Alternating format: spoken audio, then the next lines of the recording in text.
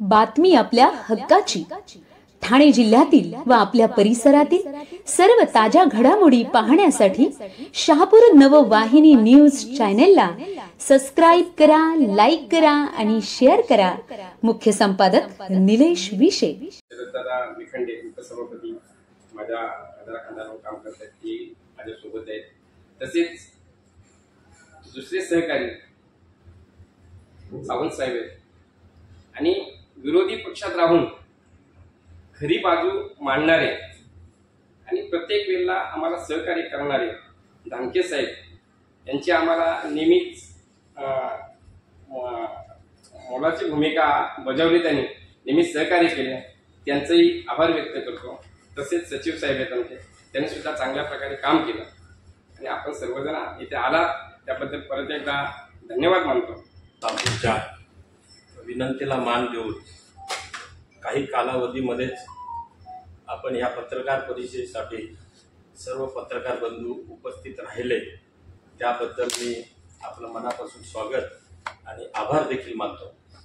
आणि मुख्यतः गेल्या अनेक दिवसापासून जो विषय सोशल मीडियावरती चर्चेला जात होता आणि भावेश ठाकरेंनी काल रात्रीपासून जो सोशल मीडियावरती त्याचं मत प्रकट केलं आणि त्याला अनुषंगाने बरेचसे लोकांनी त्यावर कमेंट्स केल्या आणि म्हणून कुठेतरी प्रत्येकजण आपापल्या पद्धतीने मोजमाप करून कमेंट टाकत असतो। मी त्या कमेंट पाहिल्या आणि मग आम्ही सर्व संचालक मंडळींनी ठरवलं की अशा प्रकारे सोशल मीडियावरती कृषी उत्पन्न बाजार समितीचं चर्चेला जाणं आणि आपल्या बद्दल शंका उपस्थित करून एक निगेटिव्हिटी तयार होणं ही बाब गंभीर आहे। आणि त्याच अनुषंगाने मुख्य मुद्द्याला जो भावेश ठाकरेच्या गाळ्या संदर्भात होता आणि त्याला वाचा फोडण्यासाठी किंवा त्याला त्या संदर्भात लोकांच्या मनामध्ये शंका राहू नये म्हणून या ठिकाणी आपण ही पत्रकार परिषद उपस्थित केली आहे। सन्माननीय सभापती साहेब सकाळपासूनच कृषी उत्पन्न बाजार समितीला होते। आमच्यासोबत आमचे विरोधी पक्ष नेते सुनील धानके हे सुद्धा या ठिकाणी आले, अनेक संचालक आले, त्याचबरोबर शिवतेज सावंत हे सुद्धा सकाळपासून आहे। कारण हा विषय गंभीर आहे म्हणून या गंभीर विषयावरती तोडगा निघाला पाहिजे, जेणेकरून ज्या पद्धतीने सोशल मीडियावरती चर्चा केली जाते तिला कुठेतरी पूर्णविराम झाला पाहिजे। याच अनुषंगाने या ठिकाणी आपण ही पत्रकार परिषद आयोजित केली आहे। आपणाला पुनश्च एकदा या ठिकाणी आल्याबद्दल धन्यवाद व्यक्त करतो आणि आपण प्रश्न आपल्या मनामध्ये असतील तर ते आपण उपस्थित करा। तत्पूर्वी हे सर्व करत असताना आज सकाळपासूनच भविष्य आमची चर्चा चालू होती। सन्माननीय केंद्राचे पंचायत राज्यमंत्री माजी राज्यमंत्री कपिल पाटील साहेब यांच्या मध्यस्थीने आणि मार्गदर्शनाखाली भावेश ठाकरेच्या गाळ्या संदर्भाचा विषय जवळजवळ सुटलेला आहे आणि म्हणून भावेश ठाकरे सुद्धा या पत्रकार परिषदेला उपस्थित आहे। आपण पुढे प्रश्न विचारल्यानंतर त्याची माहिती मी या ठिकाणी देईलच। धन्यवाद।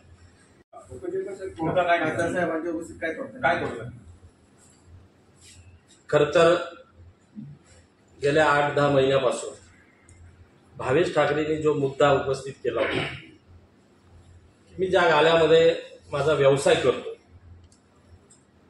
आणि तो मी पोटभारी म्हणून त्या ठिकाणी आहे, तर भविष्यात मला माझ्या व्यवसायासाठी गाळा कायमस्वरूपी मिळाला पाहिजे, माझा पोटा पाण्याचा व्यवसाय सुटला पाहिजे। त्यांनी मागणी केली होती, त्या मागणीच्या अनुषंगाने आम्ही त्यांच्याशी चर्चा केली आणि त्यांना दुसरा गाळा आमच्या बाजार समितीत उपलब्ध करून दिला जातो, त्यांनी मान्य केला नाही।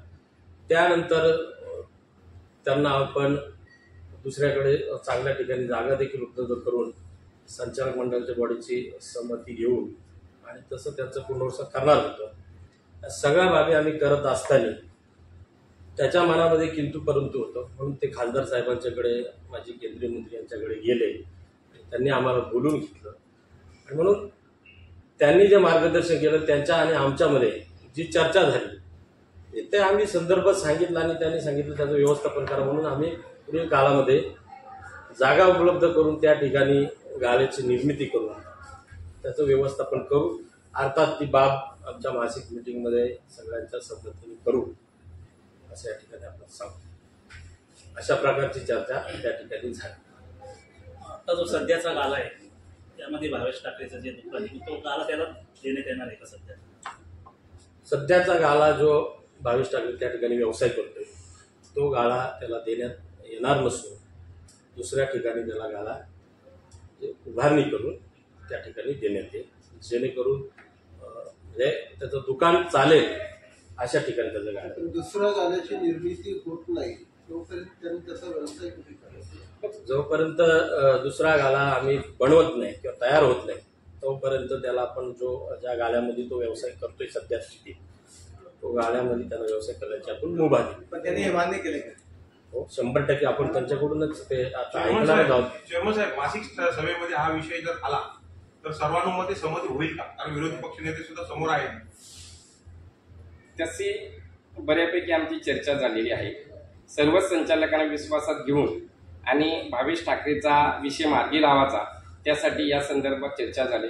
त्याच्यावर सर्वांचा एकमत आलंय. अपवादात्मक एखादा माणूस विरोध करत असेल पण माझ्या अंदाजे 18 पैकी 17 संचालकांचा तरी विरोध नाही.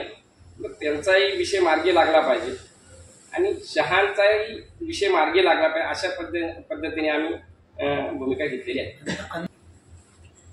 या संदर्भात असं आहे, भावेशला जो गाळा दिलेला आहे असं बघितलं तर भावेश आणि आमचा बाजार समिती कुठेच लिंक लागत नाही. आम्ही तुम्हाला जे बोललो त्या व्हॉट्सअप ग्रुपवर कुठे लिंक लागलीच नव्हती. तर भावेश हा आमचा नाही, आमच्या बाजार समितीच्या पटलावर नाहीच आहे. आमच्या पटलावर शाच पटलावर आहे आणि भावेशला आम्ही आपला स्थानिक भूमिपुत्र असल्या कारणाने आम्ही त्याला सांगत होतो. आमची जवळजवळ 6 महिन्यापूर्वीची गोष्ट झालेली होती की भावेशला गाळा देऊन टाका.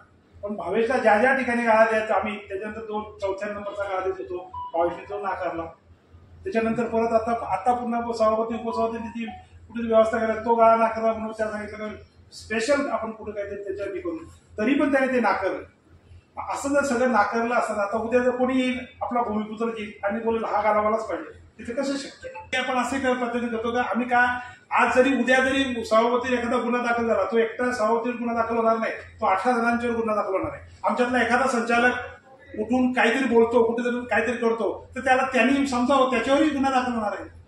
असं नाहीये काही एकटा सभापती उपसभापतीवर झाला म्हणजे आम्ही मोकळे, अजिबात नाही. ठीक राहिली दुसरी गोष्ट, कोणी सांगत असेल का बाबा कृषी उत्पन्न बाजार समिती रक्षकच भक्षक आहेत तर कोणी व्यापाऱ्यांनी सांगा जा का सभापती उपसभापती का संचालक कोणाकडे आम्ही जर चहा पेलो असेल तर तुम्हाला जर तो पुरावा दिला तर मी 1 मिनिटात राजीनामा देऊन घरी निघून जाईल. मी आपल्या माध्यमातून सर्वांना विनंती करतो की विषयाचा पूर्ण माहिती घेतल्याशिवाय कुठेतरी बोलणे ही गोष्ट बरोबर नाही. तरी हात जोडून सर्वांना विनंती आहे त्या विषयाची परिपूर्ण माहिती घ्या आणि जर चुकत असेल तर तिथं नक्की बोला. आम्ही नक्की त्याच्यात सुधारणा करू पण चुकत नसेल तर कोणी बोलू नये ही मी विनंती करतो. जे काल सोशल मीडियावर झालेल्या चर्चेत आज तुमचं समाधान झालंय का? होय, आज माजी केंद्रीय मंत्री होते कपिल पाटील यांच्या मध्यस्थीनंतर बाजार समिती आणि माझ्यामध्ये चालू असलेला जो वाद होता त्याला कुठेतरी पूर्णविराम मिळाला. आता तुम्हाला नवीन जी वास्तुवाहिनी तोपर्यंत तुम्हाला ठेवणार त्या संदर्भात आता तुमचे पुन्हा वाद होणार नाही तुमचे नाही. सध्या जोपर्यंत आता मी म्हणजे नवीन बाजार समिती अवेलेबल करून देत नाही तोपर्यंत त्यांनी मला परमिशन दिलेली आहे की तोपर्यंत तू त्या गाड्यामध्ये व्यवसाय करू शकतोस. जेव्हा नवीन गाड्याचं बांधकाम पूर्ण होईल तेव्हा मी स्वतःहून माझं त्या गाड्यामध्ये शिफ्टिंग करण्यात येईल. त्यासाठी मी तयार आहे. चेअरमन उपचेअरमन आणि विरोधी पक्षाची भूमिका तुझ्याबद्दल काय आहे? त्यांनी आज माझ्याबद्दल सकारात्मक भूमिका घेत चांगला प्रतिसाद दिला मला आणि जे गैरसमज होते ते त्यांना दूर झाले. पण भाडेकर म्हणून आपण तिथं होता आणि आपण मागणी केली होती आणि त्याचा वाद निर्माण झाला होता. सोशल मीडियावरची चर्चा झाली. एकंदरीत आज या संदर्भात कृषी उत्पन्न बाजार समितीने पत्रकार परिषद घेतली. यावर आपलं काय मत आहे, काय तोडगा निघाला? कृषी उत्पन्न बाजार समितीमध्ये मी गेल्या 6 वर्षापासून एक व्यापारी, कृषी उत्पन्न बाजार समितीचा परवानाधारक व्यापारी म्हणून तिथे व्यवसाय करत आहे. मी पोटभाडेकर होतो, परंतु आता कृषी उत्पन्न बाजार समिती आणि माझ्यामध्ये जो काही वाद निर्माण झाला होता मला गाळा मिळण्यासाठी, तो माननीय केंद्रीय मंत्री कपिल पाटील यांच्या मध्यस्थीने आम्ही अखेर त्याला पूर्णविराम मिळाला आहे. आणि त्यांनी असं ठरवलं आहे की त्यांनी असा निर्णय दिला की कृषी उत्पन्न बाजार समितीच्या आवारामध्ये मला ते नवीन गाळा बांधकाम करून देणार आहे.